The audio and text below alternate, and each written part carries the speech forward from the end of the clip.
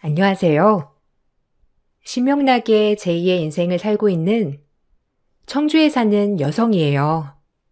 인생 왜 이렇게 못 즐겼나 싶게 지금은 아주 행복하게 새로운 인생을 살아가고 있답니다. 하지만 원래부터 이렇게 행복한 삶은 아니었는데 지금부터 제 이야기를 들려드릴게요. 남편을 만나 결혼을 하고 신혼여행에서 돌아오는 길 시골에 있는 시어머니 댁으로 인사를 가던 날이었어요. 결혼 전 저밖에 모르는 남편을 보며 이런 남자라면 가정이 평안하겠다는 마음을 가지고 결혼을 하게 되었어요. 하지만 저밖에 모르던 남편은 결혼을 하자마자 가족밖에 모르는 사람으로 변해갔고 그런 모습을 보니 내가 이 남자에 대해 단단히 착각하고 잘 몰랐었구나라고 생각이 들게 되었고 조금은 어이없는 날들이 이어지게 되었답니다. 그래, 신혼여행은 잘 다녀왔지? 갔다 오면 얘기하려고 기다렸다. 이 시골에서 네 시누이 할 것도 없고 서울에서 학원을 다니고 싶다는데 자취방 집값이 어마어마하잖니. 그래서 그런데 네 시누 너네 집에서 숙박 좀 시켜주면 안 될까? 아이, 왜 안 돼? 내 동생인데. 그래도 되지, 연희야? 뭐 내 동생이다 싶으면 불편할 것도 없잖아. 엄마, 걱정 마셔요. 그래, 이 청춘 시골 구석에서 보낼 수 없지. 이제 슬슬 취업 준비도 해야 하는데 서울에 가서 하면 좋잖아. 괜찮죠, 언니?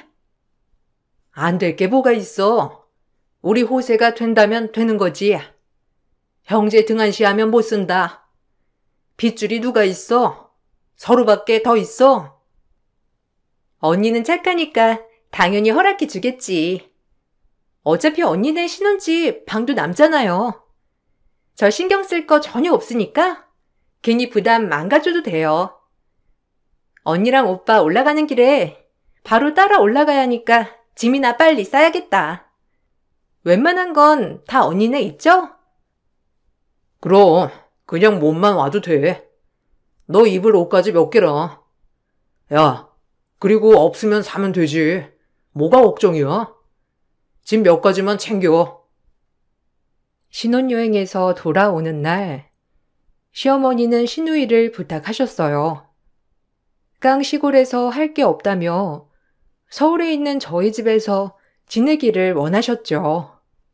솔직히 신혼에 남편과 단둘이 있고 싶은 마음이 컸기 때문에 불청객처럼 느껴졌어요.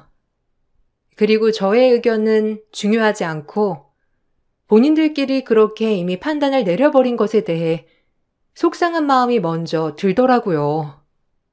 가뜩이나 이제 내 편이 되어줘야 할 남편이 이런 중대한 문제를 두고 저에게 상의 한 번 안 한다는 것이 조금 충격적으로 다가오니 기분이 썩 좋지만은 않았어요. 어떻게 나한테 한마디 상의도 없이 아가씨랑 같이 산다고 할 수가 있어? 신혼이기도 하고 그래도 신우인데. 내 동생이면 당신 동생이나 마찬가지지. 너무 정없는 거 아니냐? 네 가족, 내 가족 따지려고 결혼했어? 솔직히 정의가 시골에서 뭘 하겠어. 이왕이면 큰 물에 올라와서 취직도 하고 결혼도 하면 좋지. 같이 사는 거 잠깐이야. 금방 취직해서 시집가면 그만이라고. 그때까지 먼 타지에서 혼자 지내는 것보다 오빠랑 같이 있는 게 안전하기도 하잖아. 네가 이해해라 그냥. 이해를 못하는 게 아니라 먼저 나랑 상의를 하고 결정을 해야 하는 게 맞다는 거지.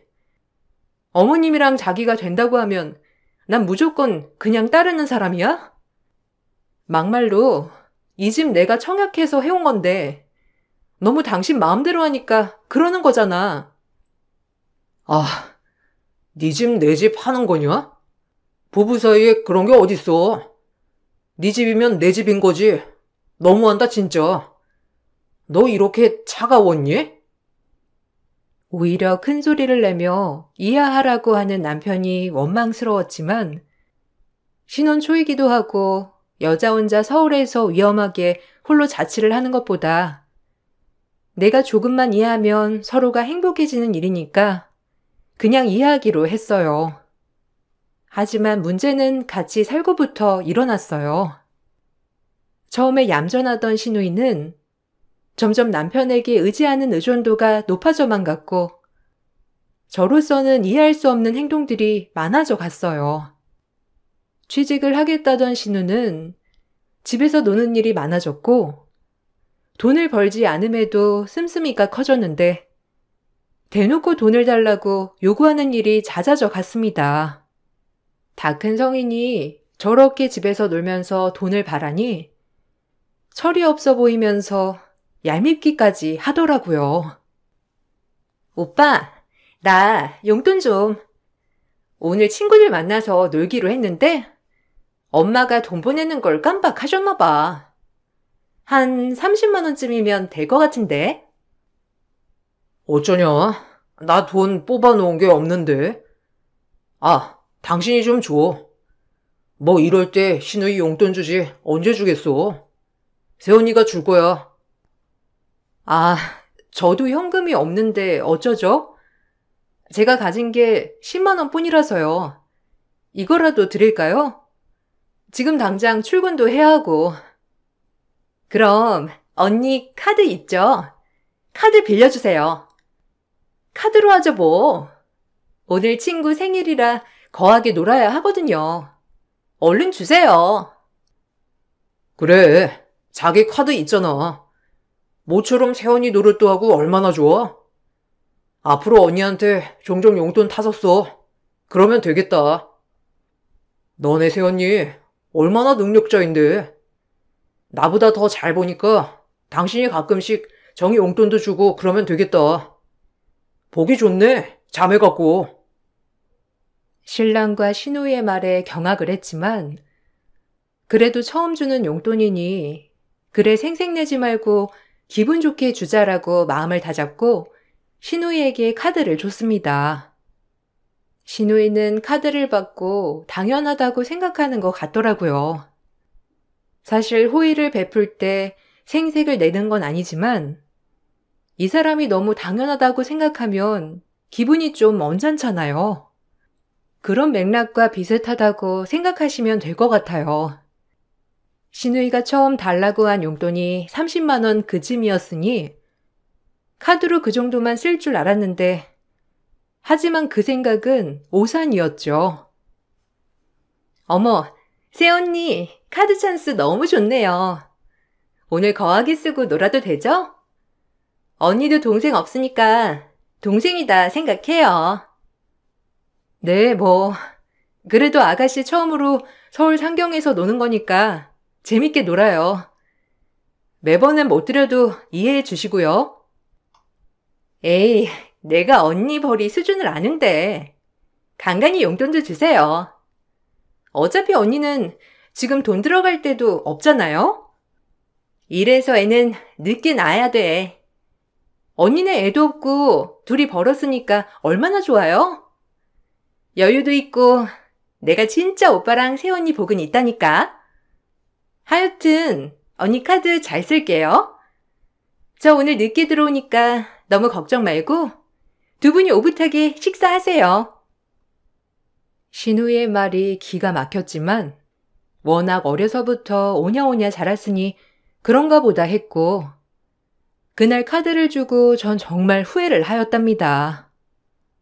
하루 종일 울리는 문자 소리에 기겁을 하게 되었고 그 문자는 신우이가 제 카드를 있는 족족 긁는 문자였어요. 맛집은 물론 쇼핑 그리고 술집까지 아주 알차게 쓰더라고요. 제가 어느 정도 용돈을 쓰라고 준 카드지만 하루에 130만 원을 긁어버린 거예요. 저도 직장인이지만 금액적으로 너무 부담되면서 화도 나더라고요. 그리고 집에 와 남편에게 이런 사실을 얘기하자 남편은 결혼 전 제가 알던 남편과는 다르게 남의 편이었어요. 본인 식구밖에 모르는 사람이었고 사실 이런 부분이 결혼 초부터 드러났던 터라 헤어질 생각도 했었지만 저희 엄마가 이혼을 하셔 혼자 사시기 때문에 딸마저 이혼을 하는 모습을 보여드리고 싶지 않았어요. 정말 가정을 꾸린 만큼 잘 사는 모습을 보여드리고 싶은 마음이었거든요. 내가 진짜 기가 막혀서 어떻게 하루에 130만 원을 쓸 수가 있어? 남의 카드 쓰면서 미안한 기색도 없이 너무한 거 아니야? 뭘 그런 걸 가지고 생색이야. 애가 서울 올라와서 좀 신나게 논 거 가지고 얼마나 시골에서 답답했겠냐? 그리고 매번도 아니고 한 번쯤 그럴 수 있는 거지.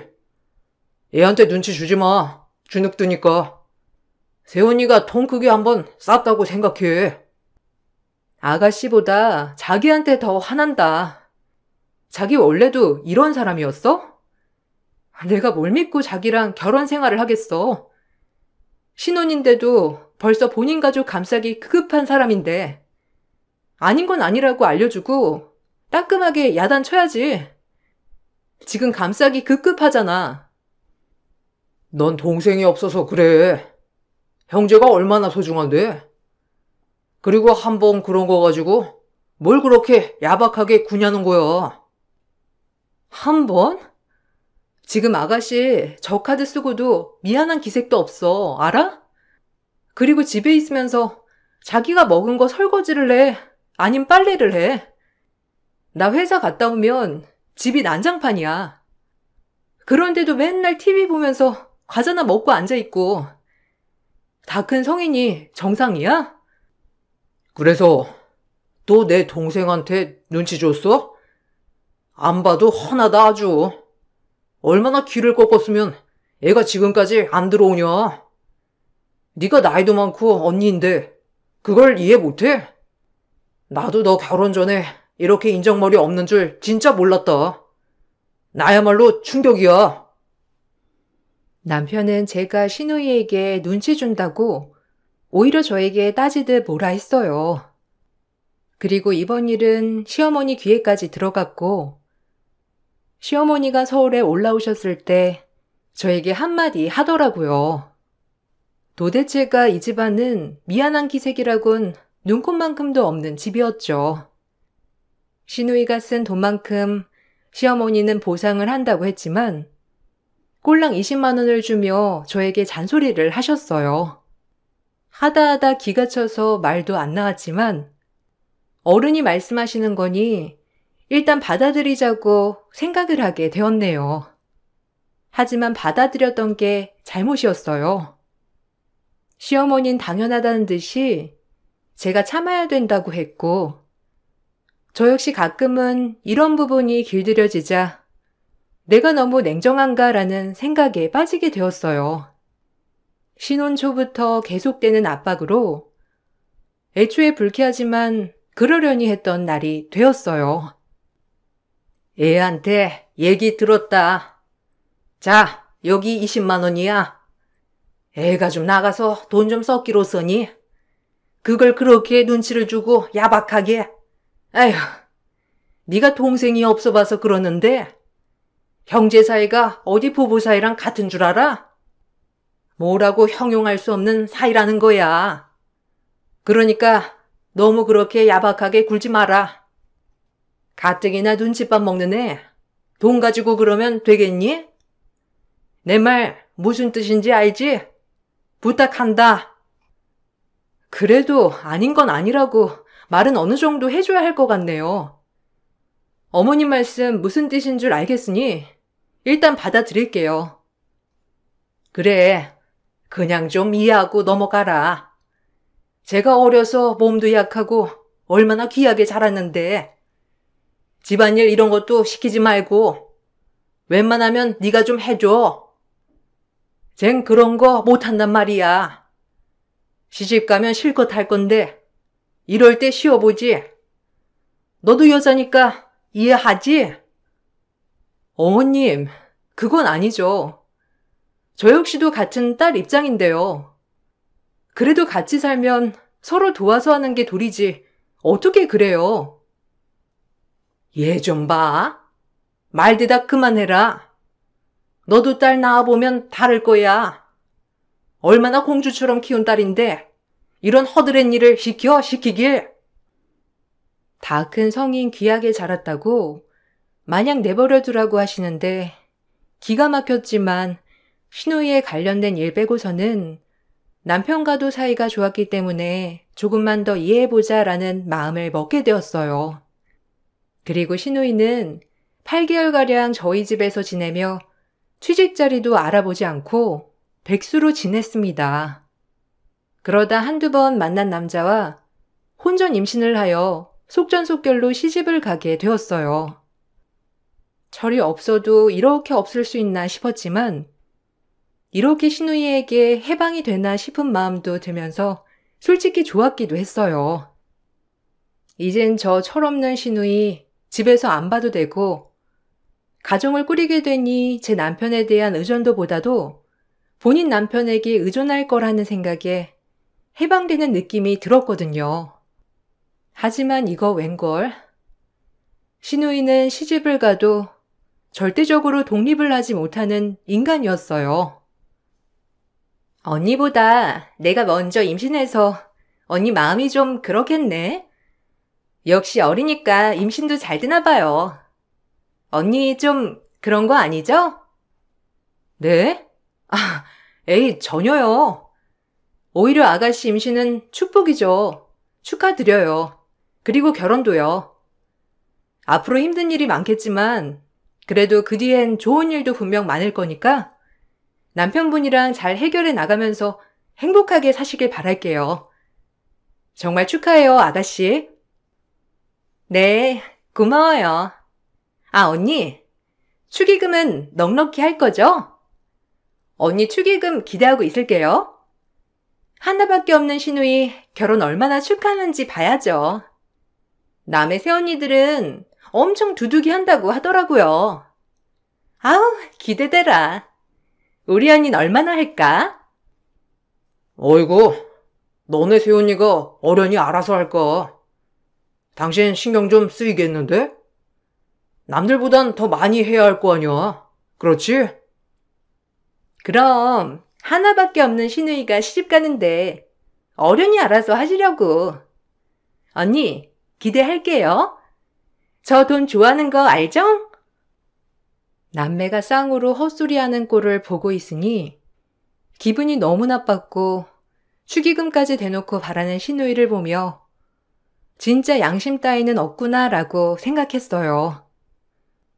그럼에도 이제 시집을 가게 됐으니 내가 속 썩을 일은 없겠다 싶어 좋게 넘어가기로 했죠. 시누이만 시집을 가면 남편과의 사이에 불만은 없을 거라고 단정을 지었고 실제로 시댁일만 아니면 싸울 일이 없었습니다. 그리고 드디어 시누이는 시집을 가게 되었고 아이도 출산했어요. 자영업을 하고 있는 시누이 남편이었기에 시누이는 아이를 얻고 남편 가게에서 일을 했어요. 하지만 그마저도 전염병 때문에 가게가 잘 되지 않자 시누이는 또다시 하루가 멀다 하고 제 남편에게 기대려고 하기 시작했고 시누이뿐만 아니라 시누이 남편도 어찌나 시누이와 똑같은지 끼리끼리였어요. 오빠, 나 이번 달에 용돈 좀 주면 안 될까? 이번 달도 적자야 정말. 그래도 내가 안 쓰고 살 순 없잖아. 오빠가 도와줘. 그래야지. 네가 많이 힘들겠다. 김서방 많이 힘들어? 너희 집 정리하고 엄마네로 들어가는 게 어때? 집세라도 아껴야지. 아마 엄마도 그러라고 하실 것 같은데. 엄마가 정 안 되면 우리 집이라도 당분간 괜찮아. 방 2개 남잖아. 자기야, 그건 아니지. 내가 많이 참았는데 아가씨도 독립했으면 어느 정도 본인 앞가림은 알아서 해야 하는 거야. 이럴 때마다 오빠가 도와주고 어머님이 도와주면 아가씨가 혼자서 뭘 할 수 있겠어. 안 그래요, 아가씨? 본인 앞가림 하셨으면 해요. 언니, 말 웃기게 하네요? 하여간 정도 없지. 어쩌다 오빠가 이런 여자를 만나서 집안꼴 잘 돌아간다 아주. 냉혈한도 아니고 동생이 좀 어렵다는데 오빠가 도와줄 수도 있는 거지. 독립이니 어쩌니. 이래서 외동만 있는 집은 다 이기적이야. 뭐라고요? 말 다 했어요?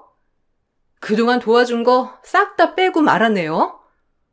저 역시도 진짜 화나네요. 내가 뭘 위해서 참은 건지. 아, 그만해 자기도. 진정하고 이번 일은 자기가 좀 심했어. 자기가 형제가 없어서 이 마음 몰라서 그래. 그러니까 진정 좀 해. 솔직히 장모님이랑 단둘이 살면서 아무래도 가족이라는 건 좀 우리보다 적겠지. 그래도 이런 건 이해해 줄 수 있는 거 아니야? 가족애? 이게 가족애니? 아주 한 사람 인생을 망치려 하는 건데 당신들이 아가씨 망치고 있는 거라고 지금. 혼자서는 어떻게 아무것도 해결을 못할 수가 있어? 아가씨, 이제 아이 엄마잖아요. 이런 부분은 아가씨랑 고모부가 헤쳐나가야죠. 저놈의 형제 없다는 소리가 진절머리 날 지경이었어요. 하지만 이번 일은 절대 그냥 넘어갈 수 없었고 남편도 제가 너무 완강하니 결국 저희 집에는 데리고 오지 못했고 시어머니 집으로 시누이는 들어가게 되었어요. 하지만 집까지 정리했음에도 시누이의 형편은 나아지지 않았고 시누이 남편마저 허세로 가득했던 사람이었기에 남 밑에서 일을 못한다고 잘 되지 않는 가게를 정리하지 못하고 계속 질질 이어나갔죠. 계속해서 적자가 나는 가게를 붙잡고 있게 되니 시누이도 돈이 너무 궁하고 힘들었는지 역시나 남편과 시어머니에게 계속해서 기대려고 했습니다. 그 모습을 보는 전 속이 답답해 쓰러질 지경이었죠. 아무래도 정인에 좀 도와줘야 할 것 같아. 그거 우리가 든 적금 있잖아. 먼저 깨서 급한 불부터 끄라고 할까? 당신 제정신이야? 나랑 결혼 왜 했어? 그냥 동생 호구로 살지. 왜 나까지 피해보게 하냐고. 좋은 오빠, 좋은 아들은 당신 혼자 해. 엄한 사람한테 피해 끼치지 말고. 참는 것도 한두 번이지. 적금 깨기만 해봐. 나 진짜 가만 안 있을 거니까. 그럼 저렇게 힘들어하는데 보고만 있으란 말이야? 오빠가 돼가지고 어떻게 그러냐? 그럼 내 마음이 편하겠어? 그건 내가 알 바 아니지. 그럼 내 마음은 이렇게 천불나도 괜찮다는 거야? 나 2번 말 안 해? 진짜 작작해. 마지막 경고야. 어우, 어떻게 저렇게 인정머리가 없냐? 지 동생이었어 봐. 당장에 도와주자고 했을 테지. 넌 진짜 피도 눈물도 없다. 뭐? 아니, 난 내 동생이었어도 저렇게 크게 놔두지 않아. 애엄마라는 사람이 뭐 하나 혼자 해결도 못하고 아우, 한심해. 제가 워낙 단호하게 얘기를 하자 남편도 적금 얘기는 하지 않았습니다. 시누이는 그렇게 계속 힘들어했고 결국 가게세를 내지 못하는 상황까지 가게 되었어요. 시어머니에게 시누이는 하루 종일 징징대었나 보더라고요. 진짜 지겨운 일상이었죠. 나 진짜 힘들어, 엄마. 몇 달째 가게 주인은 돈 달라고 징징거리지. 장사는 안 되지. 애 분유값에 기저귀 값에. 엄마, 나 한 번만 나 도와주면 안 될까? 엄마네 집 월세로 돌리고 그 돈으로 우리 좀 살려줘. 아니, 오빠네한테 말해볼까? 아휴, 그렇게 힘든 거야? 엄마네 집은 안 되지. 그 하나 있는 집인데. 그거마저 팔면 어쩌라는 거야? 일단 네 오빠한테 얘기해서 해결해 달라고 해야지. 아니면 너네 새언니나 지가 어쩔 거야? 이 집에 시집 왔으면 희생은 해야지. 이혼녀 되기 싫음 우리 말 따라야 하지 않겠어? 엄마만 믿어. 아무래도 지 엄마가 이혼을 했으니까 지는 이혼하기 싫어서라도 우리 말 따를 거야. 우와, 진짜 우리 엄마 너무 똑똑하다니까. 난 엄마 딸로 태어나서 정말 다행이야. 그나마 한숨 돌리겠네. 고마워, 엄마. 멋대로 본인들끼리 판단을 한 후 시어머니는 그날 저에게 회사 조퇴 좀 하고 시댁으로 와달라고 전화를 하셨어요. 전 열심히 회사에서 일하고 있는데 긴급하게 호출을 하니 무슨 일인가 싶었죠. 하지만 상식적이지 못한 발언을 할 줄은 몰랐고 옆에 있던 남편 또한 옆에서 시어머니를 거들며 저를 당황스럽게 했습니다. 전 이 모습을 보자 정말 있는 정마저 다 털리며 이 집안과 사달을 내야겠다고 생각했어요. 어쩜 인간들이 지네 가족밖에 모르는지 어쩌면 전 가족이 아니었을 수도 있었겠죠. 어머님, 급한 연락하셔서 조퇴하고 왔어요. 무슨 일 있으신 거예요? 이 시간에 이 정도로 연락하신 거면 보통 일이 아니실 건데. 그래, 여기 앉아봐라. 뭐 내가 너한테 이런 얘기해서 네가 당황할 수도 있다만 가족 좋은 게 뭐니? 너희 친정엄마가 도곡동에 자가로 사신다고 했지? 에휴, 정인의 가게 월세도 밀렸는데 이미 보증금도 숱하게 까여서 낼 돈도 없단다. 어쩌니? 어쩌긴요. 고모부가 아르바이트 하시거나 아가씨가 아르바이트 하셔서 버셔야죠. 빨리 가게를 접던가. 이게 맞지 않나요? 얘는 가게를 왜 접어? 이제 전염병 끝나면 더 잘 될 건데 그래도 버텨봐야지. 그래서 말인데 네가 좀 도와주는 게 어떠니? 그래, 엄마가 오죽하면 너 불러다 놓고 이런 말씀을 하시겠소. 정이 안타깝잖아. 뭐 좀 잘해보려는데 안 되는 거. 네 엄마 도곡동 집값이 뛰던데 지금 팔면 금액은 딱 나오겠던데 집 좀 팔아서 도와달라고 하면 어떠니? 너랑 네 남편 사정도 뻔한데 차라리 사돈이 집 팔아서 너 좀 도와준다 하고 우리 딸 좀 도와줘라. 애까지 딸려가지고 지금 네가 도와주지 않으면 정인의 뿔뿔이 흩어지게 생겼어. 그러면 안 되잖아. 그래도 가족이 함께 살아야지. 그 집 팔고 정인의 가게세랑 조그만 빌라 같은 거 얻어주면 좋겠는데 너네 엄마한테 얘기 좀 해봐. 너 외동딸이라 해주실 거 아니야? 지금 제가 뭘 들은 거죠? 아주 자식들이랑 엄마가 쌍으로 똑같아서 말이 안 나오네. 어머니, 뭐라고요? 뭘 팔아요? 말버릇이 그게 뭐야, 엄마한테. 엄마가 틀린 말 한 것도 아니고 장모님 혼자서 그 아파트 사시는 것도 오버잖아. 솔직히 이혼하고 너 혼자 키워가지고 정도 없이 자라게 했으면 이 정도는 해줄 수 있는 거 아니야? 너 한부모 가정 며느리 들이는 게 쉬웠을 줄 아니? 너네 엄마한테 지금이라도 부모 노릇하라고 해라. 꼭 이렇게 말을 하게 만드니 너는? 엄마 말이 다 맞아.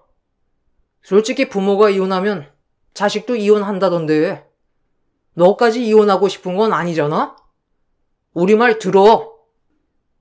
어머님도 어이가 없었지만 옆에서 저렇게 아무렇지 않게 거드는 남편을 보니 확실히 이건 아니다 싶었어요. 그리고 그동안 제가 하지 못했던 말들을 꺼내기 시작했어요. 제가 못했던 말들을 쏟아내자 오히려 미안하다고 하기는커녕 남편은 되려 적반하장으로 나오면서 본인의 주제 파악이 되지 않는다는 듯이 으름장을 놓기 시작했고 참 가소로웠어요. 너무들 하시네요. 결혼하고 지금까지 아가씨 뒤치다꺼리만 하다 신혼생활 끝낸 것 같아요. 근데 이제는 엄마 집까지 팔아서 아가씨를 도와주라고요? 다들 생각이 있으신 거예요? 아무리 귀한 딸이지만 저렇게 혼자서는 아무것도 못하는 게 다 큰 성인 맞아요? 하물며 애엄마인데 어머님이랑 당신이 너무 싸고 돌아서 그런 거 아니야? 어머님, 저 어머님 말 못 들은 걸로 할게요. 길 가다 모든 사람 붙잡고 물어보세요. 이게 맞는 말인가? 진짜 아닌 것 같지 않나요? 이렇게 상식적이지 못할 줄 몰랐어. 너 말 다 했어? 아니, 당연히 며느리 도리는 해야지. 다른 사람 도와주자는 것도 아니고 시누이 도와주자는 건데 꼭 그렇게 말을 해야겠냐? 나도 어이가 없다. 나 이렇게 내 가정 나 몰라라 하는 마누라랑 더 이상 못 살아. 장모님 집 안 팔고 안 도와주면 너랑도 살 수 없지. 이혼이야. 그런 줄 알아. 난 무엇보다 가정이 우선인 사람이야. 그런데 네가 나 몰라라 한다면 어쩔 수 없지. 아이고, 우리 아들 잘한다. 그래, 너 어디 이혼녀가 살기 편한 세상인 줄 아니? 그러니까 좋게 말할 때 도와줘. 지혜미도 이혼을 하더니 너도 그 피를 물려받았나? 아주 이혼하고 싶어 환장을 하는구나 네가. 이혼녀로 살아봐야 정신 차리지? 그래, 내가 바라던 바다. 이혼해. 나도 이렇게는 못 살아. 그나마 시댁 문제 아니면 네가 나한테 잘하니까 그거 하나 보고 참았는데 무조건적으로 네 가족이 우선이라면 난 너랑 못 살지. 그리고 네 동생 때문에 우리 엄마 집을 팔아? 이거 아주 상종 못할 인간들 아냐? 이보세요. 저 이혼녀 돼도 상관없고요. 지금 집 4명이고 내가 청약받아서 산 거니까 짐 싸들고 나가. 제가 이혼을 하겠다고 하자 두 모자는 동공이 흔들렸고 짐을 싸서 나가라고 했더니 남편은 이제야 뭐가 잘못됨을 직감했는지 갑자기 태도가 돌변했어요. 시어머니 또한 제가 세게 나가자 더 이상 무리한 요구는 하지 않았지만 이미 저는 이 가족에게 넌덜머리가 난 상태였기 때문에 이왕 이혼이라는 말이 나온 김에 당장 이혼을 진행하려 절차를 알아보았어요. 그리고 이혼 소송과 함께 시댁에게 그동안 받은 정신적인 피해 보상 위자료 청구 소송을 했습니다. 변호사님은 제 얘기를 듣더니 세상에 무슨 그런 시댁이 있냐고 충분히 위자료로 보상받을 수 있을 거라고 희망을 주셨어요. 전 그 길로 이혼 소송을 시작했고 막상 이혼 소송이 진행되자 시어머니와 남편은 태도를 돌변하며 제 마음을 변화시키려 애를 쓰게 되었어요. 이혼은 무슨? 너 네 애미 따라가려고 그러냐? 어디 우리 아들 이혼남을 만들려고 들어? 마음 바꿔라. 그리고 이혼하려거든 그 집은 반으로 나눠야지. 우리 아들도 살던 집인데 그러지 않으려거든 이혼은 꿈도 꾸지 마.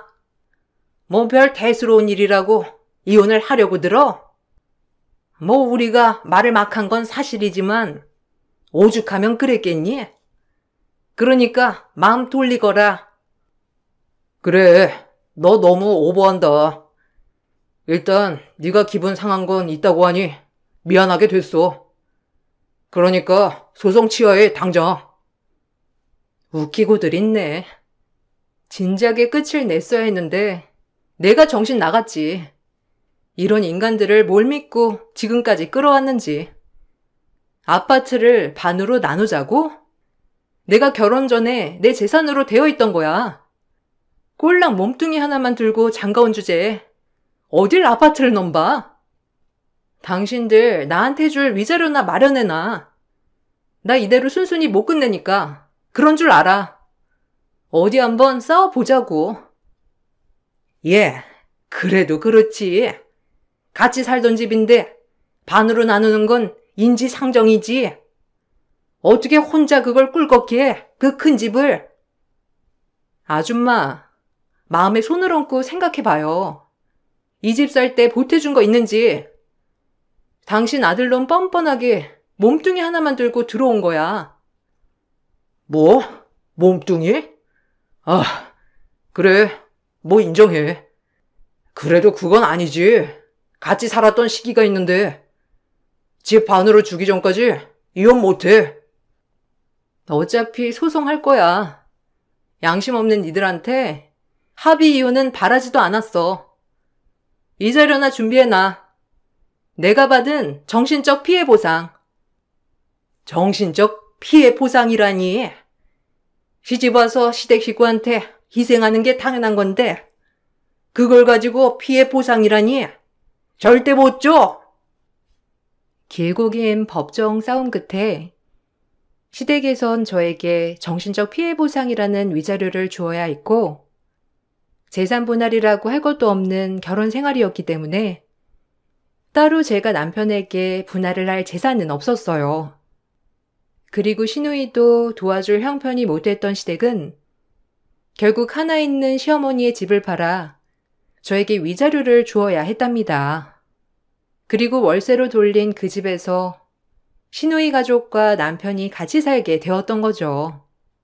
남편은 이제야 그 작은 집에서 식구들과 살아보니 본인이 얼마나 어리석은 짓을 했는지 이제야 후회를 한다며 저와 다시 합치고 싶다는 멍멍이 소리를 하였어요. 결혼을 하고 보니 본인이 어른이 된 것 같아 효자 노릇을 해야 할 것 같다는 핑계로 말이죠.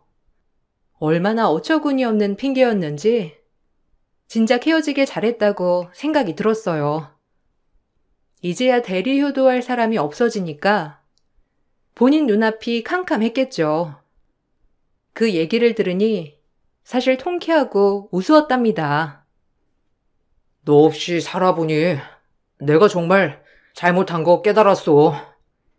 결혼하고 나니까 더 어른이 된 것 같아서 내가 우리 식구를 챙겨야 할 것 같은 마음이었거든. 이해해주면 안 될까? 이제 너에 대한 소중함 진짜 깨달았거든. 이제 내 동생이랑 우리 엄마 챙기는 일은 많이 없을 거야. 내가 장담해. 너한테 희생하고 더 잘할 테니까 한 번만 믿어주라. 우리 좋았었잖아, 자기야. 웃기고 있네. 네 천성 이미 봐버렸죠? 결혼하고 효자 되는 놈들은 기피하라더니 내가 그런 놈을 만날 줄이야. 효도는 셀프야. 알겠니? 결혼 전에 안 한 효도 왜 나 만나서 갑자기 하려고 하는 건데? 누구 신세 망치려고? 내가 적당히 했으면 말을 안 해. 어디 감히 우리 엄마 집을 노려? 정신 나간 것들 같으니라고. 그래, 인생 공부했다. 나 역시 이혼녀 됐지만 진짜 후회 없는 선택이야. 말 그렇게 하지 말고 우리 다시 얘기하자. 내가 진짜 잘할게. 나 이제 정신 차렸다니까. 너도 나 없이 못 살 거 아니야. 아니, 나 이제 너 없이 살고 싶어. 니네 식구 너 다 구질구질하고 정말 지긋지긋해. 하나밖에 없는 우리 엄마한테 효도하면서 이제 내 행복 찾을 거야. 그러니까 너도 니네 엄마랑 니 동생 마음껏 챙기면서 니 인생 희생하고 살아. 아, 맞다. 괜히 재혼한다고 하면서 다른 여자 인생 망치지 말고 그냥 효도는 너 혼자 하길 바란다. 2번 이혼할 순 없잖니? 이제 연락하지 마. 전 이 모습을 마지막으로 전 남편과 연락을 모두 차단했어요. 개념 없는 시댁을 겪었지만 후회하지 않는 결혼이었어요. 그 덕분에 이제 남자 보는 눈도 키워졌고 오히려 저희 엄마에 대한 미안한 마음에 더욱더 잘하게 되는 계기가 되었거든요. 처음 이혼을 했을 때 엄마는 속상해 하셨지만 제 모든 상황을 아시고선 그 집 가만두지 않겠다는 거 말리고 말렸어요. 그리고 엄마와 단둘이 지금은 행복하게 살고 있어요. 정신적으로 행복하니 정말 인생 별거 없다는 생각이 들더라고요. 결혼 전 몰랐던 이 행복이 지금은 얼마나 소중한지 깨닫고 있습니다. 행복한 일은 연속으로 온다고 남편과 이혼 후 제 집값이 말도 못하게 뛰어 집을 팔았고 큰 수익을 벌어들였어요. 그리고 그 돈으로 엄마에게 조그만 상가를 하나 선물해 드렸고요. 전 아이가 없지만 제가 이혼을 해보니 여자 혼자 평생 저 하나만 바라보고 키웠을 생각을 하니 너무 감사한 마음이 들었거든요. 앞으로 제가 누군가를 다시 만나서 시작을 할지는 모르겠지만 이렇게 엄마와의 행복한 시간을 잊지 않고 항상 감사한 마음으로 살아야겠다고 많이 느낀답니다. 여러분, 제 글 읽어주셔서 감사해요. 여러분들도 본인 부모님께 가장 잘해야 한다는 거 명심하시고 좋은 일만 있기를 바라겠습니다. 안녕하세요. 저는 62살에 잠실에 살고 있는 여자입니다. 벌써 다음 달이면 명절이 다가오네요. 그러다 보니 작년에 제가 겪었던 일들이 생각이 나면서 잠시 잊고 있었던 일들에 또다시 저를 괴롭게 만들고 있네요. 저에게는 하나뿐인 귀중한 딸이 있어요. 현재 나이는 32살이고 회사 생활 잘하고 있지만 아무래도 제일 상처가 큰 건 제 딸일 거예요. 예비 사이였던 놈의 엄청난 실체를 확인할 수 있었고 저희 집은 풍비박산이 날 정도로 위태로워졌었어요. 딸이 유학을 다녀온 뒤에 저에게 꽤 괜찮은 남자를 만났다며 자주 연락을 주고받았는지 한국으로 돌아와서도 만나고 있었던 것 같았어요. 당연히 부모 입장에서 걱정이 되었죠. 얼마나 괜찮은 남자길래 한국에 돌아와서까지 만날 정도야? 그런 걸 왜 이제야 엄마한테 얘기하는 거니? 좀 더 빨리 말하지. 아무래도 저도 조심스러운 점들도 있고 섣불리 얘기하면 엄마가 걱정하실까봐 저도 많은 생각을 했었어요. 그런데 정말 괜찮은 사람이에요. 그래서 소개해드릴 마음이 있어서 얘기해드리는 거예요. 시간 내서 얼굴 한번 보실래요? 글쎄다. 너희 아빠가 몸도 성치 않은데 지금 이 시기에 얼굴 보고 웃을 기분은 아닌 것 같구나. 시간을 좀 더 두고 생각해보자. 딸은 제 입장에서 그래도 긍정적인 답변이 나올 거라고 생각했었지만 저는 좋게 답을 해주지 못했어요. 남편의 몸 상태가 별로 좋지 않았거든요. 그러다 보니 여러 가지 안 좋은 상황도 겹치게 되었고 경제적인 어려움 또한 있었는데 소개해주겠다고 데려온다면 밝게 맞아줄 수 없을 것 같아 냉정하게 다음을 기약하게 되었고 이런 결정에 있어 딸은 기대와 다른 답변에 서운했는지 풀 죽은 채 자기 방으로 들어갔습니다. 제가 반대를 하게 되면서 분위기가 많이 가라앉아 버렸고 그래도 너무 무관심한 것도 딸이 용기 내서 속마음을 꺼낸 부분이라 이것저것 물어보게 되었어요. 어느 정도 관심을 가지니 다행히도 제가 한 말들을 마음속에 담아두진 않았는지 자기가 만나고 있는 남자에 대해 좋은 쪽으로 설명을 하기 시작했고 묵묵히 그 말을 들어줬어요. 그리고 알게 된 건 딸이 만나고 있는 남자의 직업이 변호사라는 걸 알게 되었고 저희 집안과는 차이가 좀 있는 것 같았어요.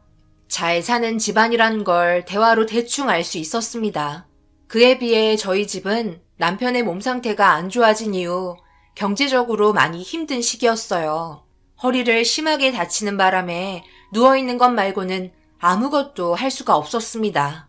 그렇게 꽤 오랜 시간 동안 자기가 만나고 있는 남자에게 기분이 들떠서는 계속해서 좋은 점만 얘기하기 시작했고 그런 모습들을 보며 결혼할 생각을 가지고 있는 듯 보여 걱정이 되었어요. 딸이 사랑하고 있는 남자와의 결혼은 저희야 당연히 허락하지만 모든 건 금전적으로 뒷받침이 돼야 보내는 저희도 마음이 편할 텐데 그렇지 못하니 괜히 미안해지더라고요. 그렇게 어느 정도 대화를 주고받으며 식사를 끝낸 뒤 다른 변호사라고 하는 남자와 방에 들어가 통화를 하는 것 같았어요. 서로 저렇게 좋아하고 있는데 조만간 얼굴 한번 보고 결혼도 생각해봐야 할 것 같지 않아? 내가 몸이 이래도 우리 딸 혼기가 늦으면 안 되잖아. 당신은 어떻게 했으면 좋겠어? 좀 더 상황을 지켜보는 게 좋을 것 같아? 글쎄요. 저도 마음 같아선 하루라도 빨리 결혼시키는 게 좋지 않겠어요?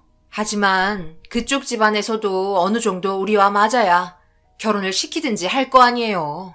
그런데 지금 상황에 여의치 않으니 어쩔 수가 없잖아요. 그렇다고 대출을 또 받을 수도 없고.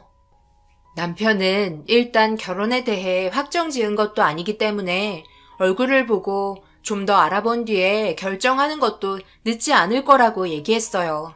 그래서 다음날 조만간 얼굴 한번 보자며 딸에게 얘기를 하니 좋아 들떠서 출근을 하며 교제 중인 남자에게 전화를 하는 것 같았습니다. 아들, 전화통화 괜찮니? 이번 주 주말에 서연이가 만나고 있는 남자가 있다며 인사시키려 온다고 하던데 시간 맞으면 같이 얼굴 좀 보고 대화를 했으면 좋겠다. 아무래도 너희 아빠가 몸이 안 좋으니 오랜 시간 대화할 수 없잖니. 네가 옆에 있어주면 엄마는 좋을 것 같은데. 너희들도 요즘 바빠서 얼굴 못 봤잖니. 이참에 며느리와 의논해보고 결정되면 연락 좀 주렴. 아들은 알겠다며 바쁜 듯 전화를 끊었어요. 아무래도 결혼하고 자리를 잡으려 열심히 일을 하고 있는 아들이라 얼굴 볼 수 있는 시간이 자주 없었어요. 그렇게 주말이 되기 전날 딸에게 다시 물어보게 되었고 언제 오기로 약속을 잡았냐고 물어보자 다시 통화를 하는 것 같더니 울상인 얼굴로 최근에 일이 바빠 시간을 낼 수 없다며 속상해하고 있었어요. 아무래도 변호사라서 그런지 꽤 많은 일들을 해야 하는 것 같았습니다. 시간이야 언제든지 있으니 여유되는 날짜에 다시 약속을 잡아 계획을 하기로 결정을 하게 되었고 아들도 그때의 시간에 맞춰 다시 저희 집에 오기로 했어요. 그렇게 각자의 바쁜 일상을 보내다 보니 어느덧 명절이 다가오고 있었고 예상하지 못한 말을 듣게 되었어요. 한동안 명절 이후에도 계속해서 일이 바쁠 것 같다며 명절날 잠시 인사드리러 온다는 말에 어차피 모두가 한자리에 모이는 날이라 차라리 잘 됐다 싶었어요.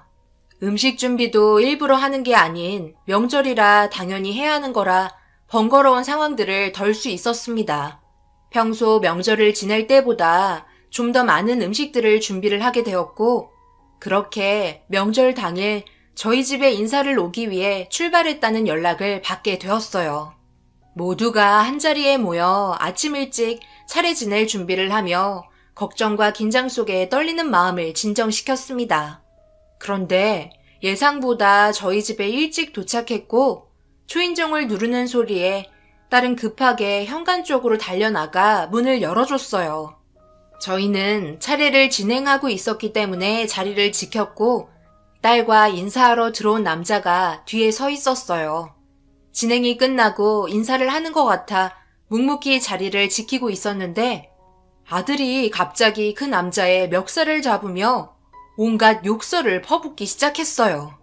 너무 순식간에 벌어진 일이라 너무 놀라 당황해하고 있었는데 얼굴을 자세히 보니 어디에서 많이 보던 얼굴이었고 남편도 딸이 인사시키려 데려온 남자의 얼굴을 보자마자 충격을 받았는지 목덜미를 잡고 그 자리에 주저앉았습니다. 그리고 모두가 이 남자를 용서할 수 없었어요.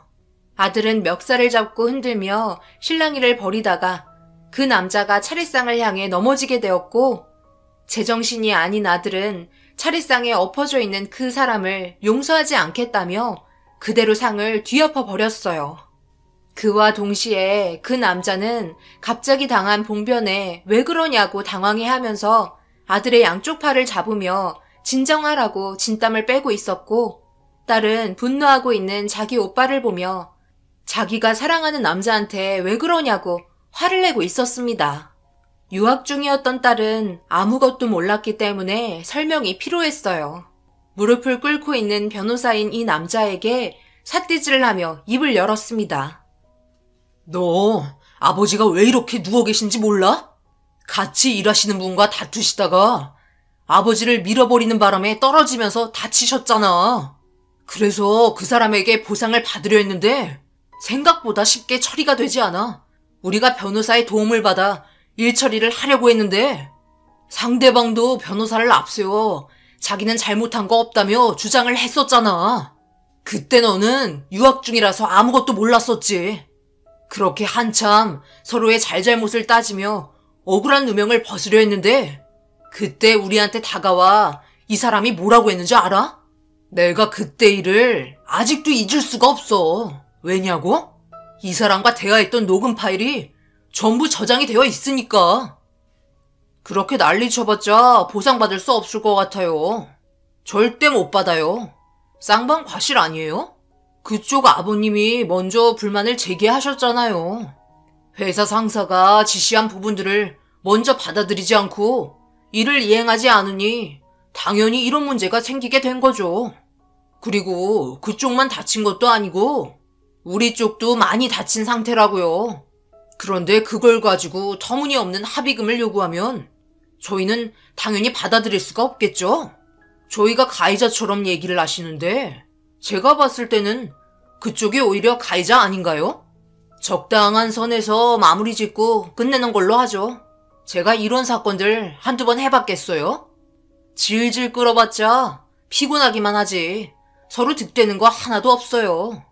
제가 그쪽한테 이런 말 하는 이유는 그래도 그쪽 가족들 중 제일 맑게 알아들을 것 같아서 이렇게 찾아와서 얘기하는 거니까 서둘러 마무리 짓자고요.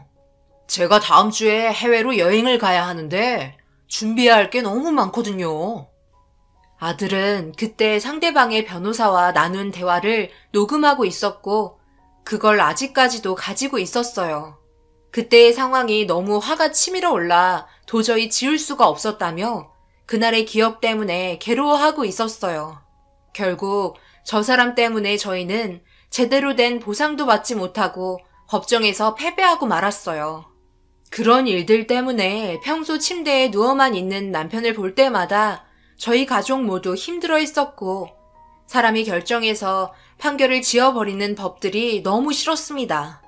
남편이 상사가 원하는 대로 작업을 진행하지 않던 이유는 작업 환경이 너무나 안 좋았고 위험했기 때문이에요.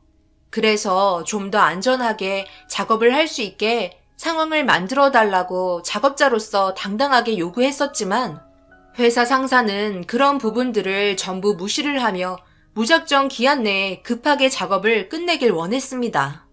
안전장치를 전부 설치를 한 뒤에 작업을 하는 부분에 있어 너무 많은 시간이 소모가 된다며 그냥 일을 하라며 무작정 떠밀었고 그렇게 하지 못하겠다고 단호하게 얘기하던 남편과 몸싸움을 벌이다가 남편이 떨어지면서 허리를 크게 다치게 되었어요.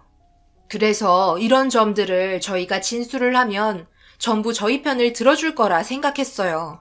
하지만 법이라는 게 이리저리 빠져나갈 수 있는 구멍들이 많다 보니 점점 저희에게 불리한 작용이 적용되었고 변호사는 충분히 안전장치가 제대로 이루어졌었다며 되려 저희 남편을 회사의 고문관으로 사건을 수집하고 있었습니다. 상사들은 저희 남편의 FM식의 진행 방식을 마음에 들어 하지 않았었거든요. 너무 과하게 요구하는 점들이 많았다며 남편을 이상한 사람으로 처리를 하기 시작했고 그런 부분들 때문에 사업계획에 차질까지 생기게 되면서 손해본 금액들이 어마어마하다며 저희와 반대의 입장을 내세웠었어요. 결국 저희가 원하는 보상을 전부 받을 수 없었고 터무니없는 금액으로 인해 제대로 된 치료조차 받지 못했습니다. 그래서 한동안 정신적으로 너무 많이 힘들었었는데 해외여행을 떠난 변호사가 만나고 있었던 사람이 유학 중이던 저희 딸이었고 이런 식으로 만나게 될 거라고는 전혀 예상을 하지 못했었어요. 말도 안 되는 인연에 힘들어하고 있는데 충격적이게도 국선 변호사라고 저희에게 막말을 하며 깎아내리던 이 사람이 뱉은 한마디에 아들의 분노는 하늘을 찌르고 말았습니다. 저는 그때의 기억이 전혀 떠오르지 않아요. 제가 사건을 한두 개 맞는 것도 아니고 어떻게 일일이 전부 기억을 하겠어요? 제가 정말 그랬다면 잠시 정신이 나갔었나 봅니다. 저는 절대 그렇게 할 사람이 아닌데 그때 당시 해외여행을 가려고 이것저것 준비하고 있었는데 그때 하필 아버님의 사건들이 저에게 접수가 되면서 스트레스를 받았던 것 같아요. 그리고 제 입장도 생각을 해주셔야죠. 입장을 바꿔놓고 생각을 해보세요. 반대편 의뢰자에게 저는 최선을 다했어야 했고 그 사람에게 이득을 취해줬어야 했다고요. 저도 그 사건이 분명 아버님이 억울하다는 건 알고 있었지만 아버님은 제 의뢰인이 아니었잖아요. 그래서 그런 거니 제발 노여움 푸시고 좋게 좋게 넘어가면 안 될까요? 저도 밥 벌어먹고 살려고 그런 거예요. 그렇다고 말을 이런 식으로 했어야 해? 네가 일말에 양심이 있었다면 찾아와서 그런 말을 하지 않았겠지. 인간 쓰레기 같은 놈. 너 같은 놈에게 내 동생을 넘겨줄 것 같아? 이 결혼 내가 절대 반대할 거고 2번 다시 우리 앞에 나타나지 마. 당장 나가. 난리를 치던 아들이 변호사의 엉덩이를 걷어차며 엄청나게 분노한 듯 화를 가라앉히지 못했어요. 그렇게 만신창이가 된 상태로 쫓겨나게 된 그 남자는 2번 다시 저희와 마주치게 될 일이 없을 거라고 생각했었습니다. 그런데 이런 상황들을 받아들이기 힘들었는지 저희 딸이 너무 괴로워 보였고 그 자리에 멈춰 서서 눈물을 흘리고 있었어요. 충격적인 사건들을 받아들이는 게 아무래도 쉽지 않은 것 같았습니다. 아무래도 들어가서 좀 쉬어야 할 것 같아 며느리에게 가서 진정 좀 시켜주라고 부탁을 했고 그때의 일들로 인해 괴로워하고 있는 사람이 더 있었어요. 바로 사건의 당사자인 남편이었습니다.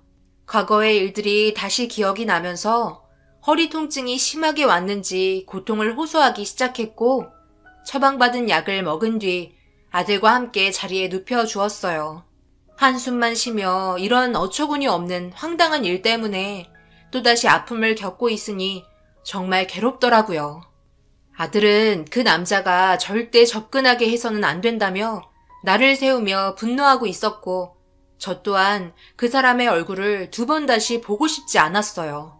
그런데 아무래도 서로 진심을 다해 사랑하고 있었는지 저희 딸이 변호사와 연락을 하는 것 같았고 그런 모습을 본 아들은 정리할 필요도 없으니 연락을 하거나 받지도 말라며 강하게 대화를 이어나갔습니다. 딸은 자기가 알아서 할 거라며 방문을 걸어 잠갔어요. 화를 내며 방문을 두드리고 있는 아들을 진정시킨 뒤 일찍 들어가 쉬라고 집으로 돌려보냈습니다. 그래도 딸이 받은 상처가 아물 수 있는 시간을 줘야 할 것 같아 뒤에서 지켜만 보기로 했어요. 알아서 잘 정리할 거라고 생각했었습니다. 그게 당연한 거였고 그렇게 해야만 저희 가족 모두 평화가 찾아오니까요. 그런데 저희가 생각했던 거와 다르게 변호사인 그 사람이 저희 딸을 놔주지 않고 있었어요. 딸은 어느 정도 마음의 정리를 한 것 같았는데 더 이상 만나주지 않는 딸의 행동들을 받아들이기 힘들었는지 저희 집에 자주 찾아왔어요. 결국 저희 집 앞에서 나올 때까지 기다리겠다고 문자를 남긴 그 변호사를 끄집고 1층으로 내려가 진지하게 대화를 이어나갔어요. 하지만 절대 고집을 꺾지 않았고 저를 당황하게 만들었습니다. 그쪽이랑 저희 딸과는 정리를 해야 한다는 거 모르세요? 그런 상황들이 있었는데 어떻게 제 딸과 결혼할 생각을 하고 있는 거예요? 좋게 좋게 말할 때 그만했으면 좋겠네요. 변호사니까 돈도 많잖아요. 다른 여자 많으니까 새로운 사람 찾아보세요. 절대 그럴 수 없습니다. 저는 서연이가 없으면 앞으로 살아갈 수가 없어요. 제가 하는 말은 진심입니다. 제가 어떻게든 살면서 과거의 일들 전부 보상해 드릴 테니 제발 부탁드립니다. 서연이와 다시 만날 수 있게 도와주세요. 이렇게 무릎 꿇고 빌겠습니다. 진심을 다해 사랑하며 만나온 사이이고 결혼까지 생각할 정도로 진지했었는데 갑자기 이렇게 인연을 끊으면 저는 앞으로의 인생을 포기할지도 몰라요. 그러니 부탁합니다. 서연이와 대화할 수 있는 기회를 주세요.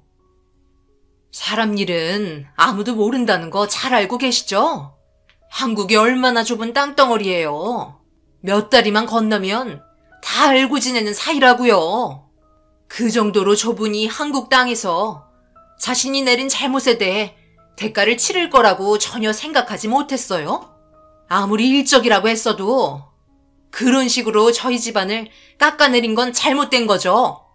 그렇게 하신 행동들이 그쪽의 인성이고 평소의 모습인데 어떻게 제 딸을 그쪽한테 보낼 수 있겠어요? 저희는 2번 다시 얼굴 보고 싶지 않고 앞으로도 우리 딸과 어떤 식으로든 만날 수 있는 상황들을 전부 피해 주셨으면 좋겠네요.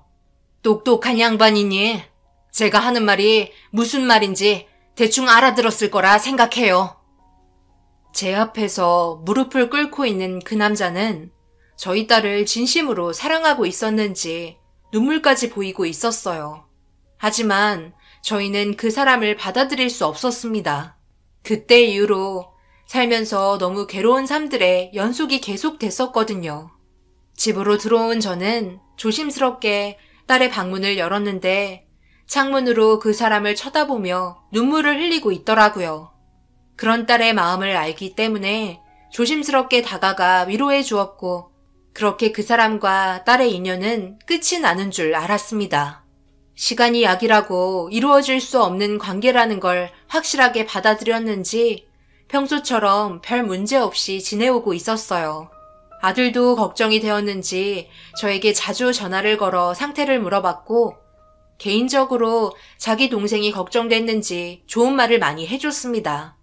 좋은 사람이야 널리고 널렸기 때문에 앞으로도 기회는 많으니 걱정하지 말라며 주말에도 며느리와 함께 찾아와 꽤 많은 신경을 써주고 있었어요. 그런데 얼마나 제 딸에게 사탕발림을 했던 건지 모든 걸 철저하게 숨기며 서로 만나고 있었고 뜻밖의 장소에서 둘이 만나는 걸 목격하고 말았어요.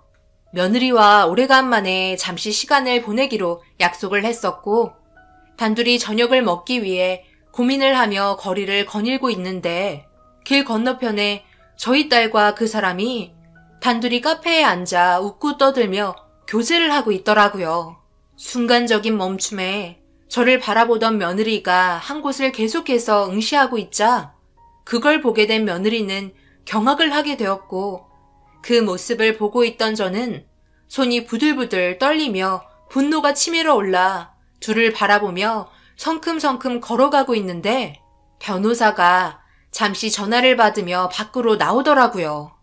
순간 당황해서 며느리와 몸을 돌려 곁눈질로 바라보고 있는데 건물 코너를 돌아 들어갔고 딸은 핸드폰을 만지며 변호사가 오기만을 기다리고 있었습니다. 좋은 기회였어요. 따로 대화하는 게 오히려 괜찮을 것 같아 저와 며느리는 화가 머리끝까지 올라온 상태로 통화를 하고 있는 변호사에게 다가가고 있는데 사람 인성 변하지 않는다고 엄청난 대화를 듣고 말았고 저는 뒤에서 머리채를 잡고 흔들고 말았습니다. 나도 당연히 당신 보고 싶지. 내가 잘 해결해 준다니까. 내가 누구야? 변호사야. 법에 대해서 빠삭하게 알고 있는데 뭐가 두렵다고 벌벌 떨고 있어? 내가 알아서 잘 처리해 줄 테니까 내일 저녁에 만나는 걸로 하자. 그쪽 호텔로 예약을 잡았어? 거기 꽤 비싼 곳인데. 인사드리러 언제 갈 거냐고? 조만간 시간을 내서 나를 잡도록 하자. 내가 워낙 바쁜 거 잘 알고 있잖아. 이번 달은 일정이 꽉 잡혀 있으니까 다음 달에 인사드리러 가자. 너무 조급해하지 마. 그럼 나도 사랑하지. 지금 내가 미팅 중이니까 내일 저녁에 그쪽 호텔에서 기다리고 있을게. 연락하려면 새벽에 문자 주면 내가 전화할게. 너 지금 뭐라고 그랬니? 호텔? 너 지금 다른 여자 만나고 있으면서 내 딸 놓아주지 않고 만나고 있었던 거야? 이런 쓰레기 자식이 다 있어? 너 오늘 잘 걸렸다. 내 딸에게 한 번도 아닌 2번을 상처를 줘? 절대 가만두지 않을 거다. 며느리도 듣고 있다가 화가 머리끝까지 차올랐는지 저보다 먼저 달려가 그놈의 머리채를 잡고 흔들었고, 뒤이어 저도 그놈의 멱살을 잡고 난리를 치기 시작했어요. 난리가 난 상황들 때문에 주변에서 웅성거리자 제 딸이 밖으로 나왔고, 셋이서 난리를 치는 모습에 당황했는지 급하게 달려와 저희를 말렸어요. 아무것도 모르는 딸은 왜 그러냐며 둘이 만나는 것 때문에 그런 거면 어쩔 수 없는 거라고 그 사람의 편을 들길래 제가 진정이 되지 않자 며느리가 대신 설명을 해주었고, 그걸 듣고 있던 딸이 그놈의 핸드폰을 강제로 빼서 방금 통화했던 전화번호로 다시 전화를 걸었어요. 그리고 수화기에서 들려오는 목소리에 딸은 주저앉으며 눈물을 흘리고 말았습니다. 사랑하는 사람과 헤어진다는 건 정말 쉽지 않지만 자기 몰래 다른 여자와 만나고 있었다는 걸 알게 된 이후 딸은 더 이상 그 남자를 신용하지 못했고, 가증스러운 입놀림으로 상황을 모면하려고 하는 그놈에게 딸은 뺨을 올려 붙였습니다. 딸은 그 여자에게 다시 전화를 걸어 화를 내며 그놈이 어떤 사람인지 설명한 뒤에 전화를 끊었어요. 모든 상황이 정리가 된 듯 보였고, 그렇게 그놈과의 인연이 끝이 났어요. 그런데 그놈이 다른 여자와 통화를 하고 있던 사람은 꽤 높은 위치에 있는 집안인 것 같았어요. 소문으로는 변호사직을 내려놓게 되었다고 듣게 되었었는데, 아무래도 그 집안에서 그놈의 행동에 대해 손을 쓴 듯 보였습니다. 입만 살아가지고 자신이 가진 권력으로 다른 사람들을 이용해 먹으려 했던 그놈의 충격 실체가 밝혀지면서 되려 자신이 나락으로 떨어진 꼴이 되었네요. 이 일들이 제가 작년에 겪었던 일들이었고, 지금은 그래도 잘 지내고 있습니다. 살면서 정말 억울하게 누명을 쓰거나 받을 수 있는 혜택들을 받지 못하는 경우가 있는 것 같아요. 저희도 그런 입장이었고요. 사람이 만든 법이 완전하지 않기 때문에 벌어지는 일들인 것 같습니다. 법을 이용해 나쁜 마음을 먹는 사람들은 언젠가 그에 대한 대가를 받는 것 같아요. 제 사연을 들어주신 분들 또한 지금 현재에도 어려운 상황에 놓인 분들이 계실 텐데요. 잘 헤쳐나가시고 밝은 빛을 보셨으면 좋겠어요. 꼭 좋은 일들이 가득하시길 바라며 이 글을 마치겠습니다. 감사합니다.